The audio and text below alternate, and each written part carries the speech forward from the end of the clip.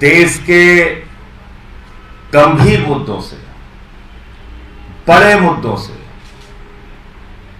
पुलवामा जैसे मुद्दों से, अडानी के महाघोटाले जैसे मुद्दों से ध्यान हटाने के लिए कल से दिल्ली के मुख्यमंत्री अरविंद केजरीवाल के घर को लेकर चर्चा की जा रही है। पहली बात तो मैं आपको यह बता दूं कि यह घर जो दिल्ली के मुख्यमंत्री का बना था वो 80 साल पुराना 1942 में बना हुआ घर था। दूसरी बात, एक नहीं 3 घटना हुई उस घर के अंदर। एक में मुख्यमंत्री के माता पिता जिस कमरे में रह रहे थे उसकी छत गिर गई। दूसरी घटना में मुख्यमंत्री जिस कमरे में रह रहे थे उसकी छत गिरी। तीसरी घटना में मुख्यमंत्री जहां पर लोगों से मिलते हैं उसकी छत गिर गई। उसके बाद पीडब्ल्यूडी विभाग ने यह सजेस्ट किया कि भाई इस घर को तोड़ के नया घर बनाने की आवश्यकता है, और वो घर बनाया गया। 30 करोड़ की लागत से वो घर बनाया गया, जिसको लेकर कल से चर्चा हो रही है। दिल्ली के लाट साहब एलजी, उनके घर की मरम्मत में, मात्र मरम्मत में, नया घर बनाने की बात मैं नहीं कर रहा हूं, मात्र मरम्मत में 15 करोड़ रुपए खर्च होते हैं। गुजरात के मुख्यमंत्री विजय रूपानी, उनका उड़न खटोला खरीदने में 191 करोड़ रुपए खर्च होते हैं। मध्य प्रदेश के मुख्यमंत्री शिवराज सिंह, उनका उड़न खटोला खरीदने में, उनका हवाई जहाज खरीदने में 65 करोड़ रुपए खर्च होते हैं। देश के शहंशाह आलम, भारत के प्रधानमंत्री आदरणीय नरेंद्र मोदी जी, जो कहते हैं मैं तो एक फकीर हूं, सिर्फ झोला लेके कहीं भी चल देता हूं, वो फकीर, उनका घर बन रहा है 500 करोड़ रुपए में, 500 करोड़ रुपए में। और शहंशाह आलम अगले घर में जहां जाएंगे, शहंशाह आलम जिन 500 करोड़ रुपए के घर में जाएंगे भारत के प्रधानमंत्री आदरणीय नरेंद्र मोदी जी, उसके पहले उन्होंने कहा कि हमारे घर को थोड़ा ठीक ठाक करो। तो उस घर को ठीक ठाक करने, मात्र ठीक ठाक करने में 90 करोड़ रुपए खर्च हुए। 20,000 करोड़ रुपए का जो सेंट्रल विस्टा का प्रोजेक्ट है, वो लगभग 23,000 करोड़ रुपए का प्रोजेक्ट बन गया है। उस प्रोजेक्ट में आदरणीय प्रधानमंत्री जी का घर 500 करोड़ रुपए में बन रहा है, और उस घर में जाएंगे उससे पहले मौजूदा घर में 90 करोड़ रुपए खाली उसके रिनोवेशन में खर्च किया जाता है। भारत के हमारे फकीर प्रधानमंत्री, गरीब प्रधानमंत्री 10 लाख रुपए का सूट पहनते हैं, 1,25,000 रुपए की पेन इस्तेमाल करते हैं। भारत के फकीर प्रधानमंत्री 1,60,000 रुपए का चश्मा इस्तेमाल करते हैं।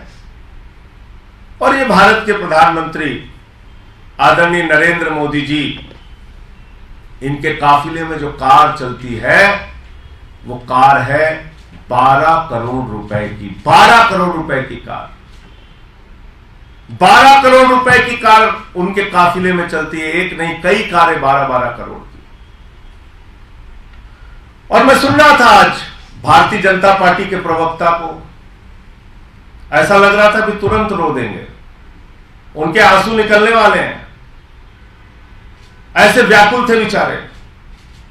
कोरोना की महामारी का जिक्र कर रहे थे, भूल गए भारतीय जनता पार्टी के लोग, जब कोरोना की महामारी से इस देश में लोग मर रहे थे, भारत के प्रधानमंत्री बंगाल के चुनाव में वोट मांग रहे थे, कोरोना फैला रहे थे, लोगों की जान जा रही थी, लाशें बिछी हुई थी शमशानों में, और भारत के प्रधानमंत्री चुनाव के प्रचार में व्यस्त थे। भूल गए भारतीय जनता पार्टी के लोग। ये 12-12 करोड़ की कार खरीदने का फैसला उस वक्त हुआ जब कोरोना की महामारी में लोग मर रहे थे, उनकी जान जा रही थी, शमशान पे लाशें बिछी हुई थी। भूल गए भारतीय जनता पार्टी के लोग, ये फकीर जो कहते हैं मैं चाय वाला हूं, बहुत गरीब घर से पैदा हुआ हूं, 8,400 करोड़ रुपए का जहाज अपने लिए कोरोना की महामारी में खरीदते हैं। कोरोना की महामारी के दौरान जब लोगों की जान जा रही थी, लाशें शमशान पर बिछी हुई थी, उस वक्त 8,400 करोड़ रुपए का जहाज खरीदने का बजट आदरणीय प्रधानमंत्री जी का पास होता है। आप कोरोना की बात कर रहे हो, ड्रामे की बात कर रहे हो। हमारे देश के प्रधानमंत्री एक दिन में कितने रंग बदलते हैं, ये तो कलर नहीं है, कलर फोटो देख लीजिएगा। एक दिन में कितने रंग बदलते हैं, कितने कपड़े पहनते हैं, कैसे शहंशाह आलम की तरह रहते हैं, इसको अगर आप देखोगे तो आपको समझ में आ जाएगा। मुद्दा क्या है असल में? हम लोग बार बार बात कर रहे हैं कि सत्यपाल मलिक जी ने जो मुद्दा उठाया उस पर चर्चा करो, पुलवामा के घटने में लापरवाही क्यों की गई इसकी चर्चा करो, हमारे जवानों की शहादत के लिए जिम्मेदार कौन है इसकी चर्चा करो। 5 एयरक्राफ्ट अगर मांगा जा रहा था उन जवानों को पहुंचाने के लिए, तो 5 एयरक्राफ्ट क्यों नहीं मिला? जब भारत के प्रधानमंत्री 8,500 करोड़ का जहाज अपने लिए खरीद सकते हैं, तो हमारे वीर जवानों के लिए 5 एयरक्राफ्ट उनकी जिंदगी बचाने के लिए क्यों नहीं दिया गया? सवाल ये उठ रहा है। सवाल उठ रहा है कि अडानी के साथ जो आपने महाघोटाला किया, मॉरिशस में एक पते पे 6 कंपनी खोलकर 42,000 करोड़ रुपए काला धन अडानी की कंपनियों में लगाया गया, इस पे जेपीसी बनाओ। सवाल ये उठ रहा है। सवाल यह उठ रहा है कि भारत के सुप्रीम कोर्ट के आदेश के बावजूद 6-6, 8-8 कोल ब्लॉक नियमों के विपरीत जाकर अडानी को क्यों दे दिया गया? भारत सरकार के कानून के खिलाफ अडानी को कोयला की खदानें क्यों दे दी गई? सवाल यह उठ रहा है कि एयरपोर्ट कैसे दे दिया गया, सीपोर्ट कैसे दे दिया गया, तमाम सारी संपत्तियां एक ही व्यक्ति के नाम नीलाम कैसे की जा रही हैं, उसको सौगात में कैसे सौंपी जा रही हैं, उस पर कोई चर्चा करने को तैयार नहीं, उस पर कोई बातचीत करने के लिए तैयार नहीं। मुख्यमंत्री के घर को चर्चा का विषय बनाना चाहती है भारतीय जनता पार्टी। मुख्यमंत्री के घर को विषय बनाकर असली मुद्दों से ध्यान भटकाना चाहती है भारतीय जनता पार्टी। और आज मैं भाजपा के प्रवक्ता संबित पात्रा को सुन रहा था, अगर तुम में जरा भी नैतिक साहस है तो पूरे देश से अपने प्रधानमंत्री जी को बोलिए कि पूरे देश से हाथ जोड़कर माफी मांगे कि कोरोना के समय में चुनावी रैलियां करके कोरोना क्यों फैला रहे थे। कहां थे जब लोग चीख रहे थे? पूछे प्रधानमंत्री से अगर जरा सा भी नैतिक साहस है कि उस कोरोना के समय में जब लोग मर रहे थे तो आप 8,000, 8,500 करोड़ का जहाज अपने लिए क्यों खरीद रहे थे? पूछिए अगर जरा सा भी नैतिक साहस है कि 12-12 करोड़ की अपने इर्द गिर्द घूमने वाली कारें क्यों खरीद रहे थे उस वक्त जब लोगों की जान जा रही थी। तो इसलिए असल मुद्दा है पुलवामा में मारे गए हमारे जवानों की शहादत के लिए जिम्मेदार कौन है, इसका जवाब दो। जो विषय वहां के तत्कालीन राज्यपाल, मौजूदा पूर्व राज्यपाल, 4 राज्यों में राज्यपाल रह चुके सत्यपाल मलिक जी उठा रहे हैं। सवाल यह है कि अडानी के महाघोटाले पर, लाखों करोड़ के महाघोटाले पर जो सवाल उठाए जा रहे हैं, उस पर जवाब सरकार कब देगी, इस पर चर्चा कब होगी? और प्रधानमंत्री जो हमारे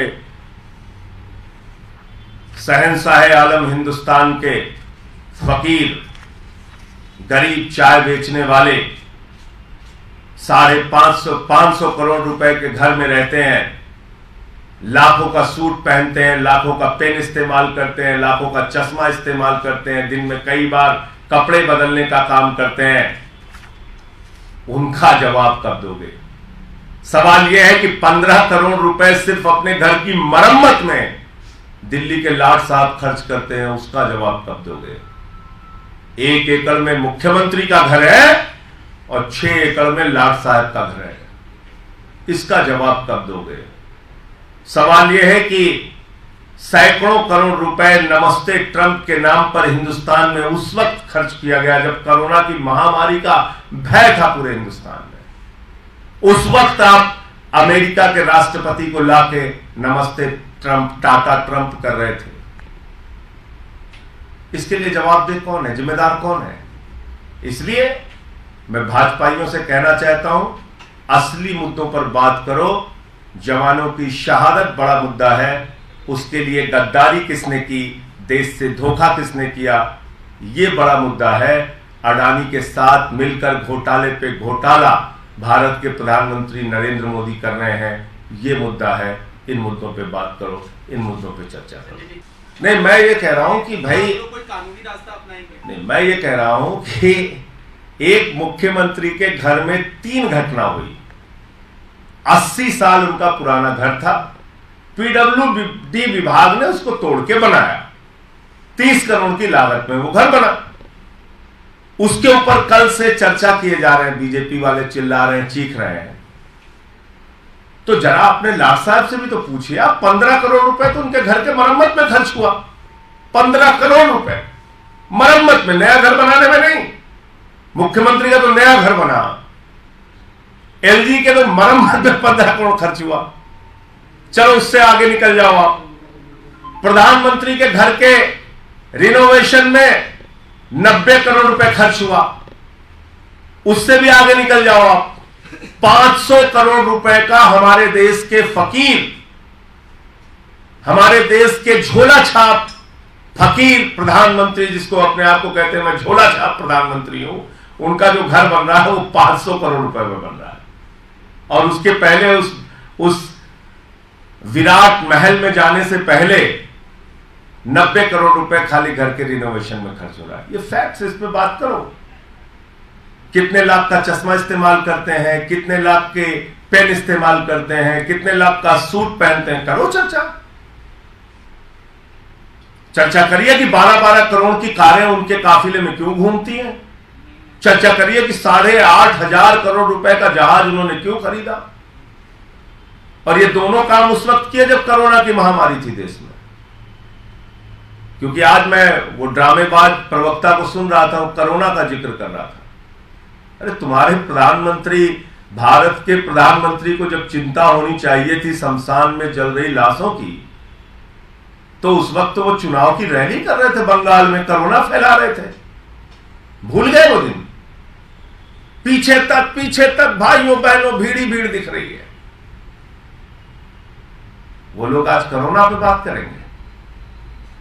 दिल्ली की सरकार वो सरकार है जिसका स्वास्थ्य मंत्री सत्येंद्र जैन जीवन मौत से बाहर निकला, लोगों की सेवा करते हुए गली गली, अस्पताल मोहल्ले घूम रहे थे। उनके पिता की मृत्यु हो गई, फिर भी दूसरे दिन वो लोगों की सेवा के लिए निकले थे। हमारे कार्यकर्ता गली गली में घूम घूम के सैनिटाइज कर रहे थे। मुख्यमंत्री जी लगातार लोगों की सेवा के लिए उपलब्ध थे। ड्रामे करना है, बात करना है। बहुत बहुत शुक्रिया।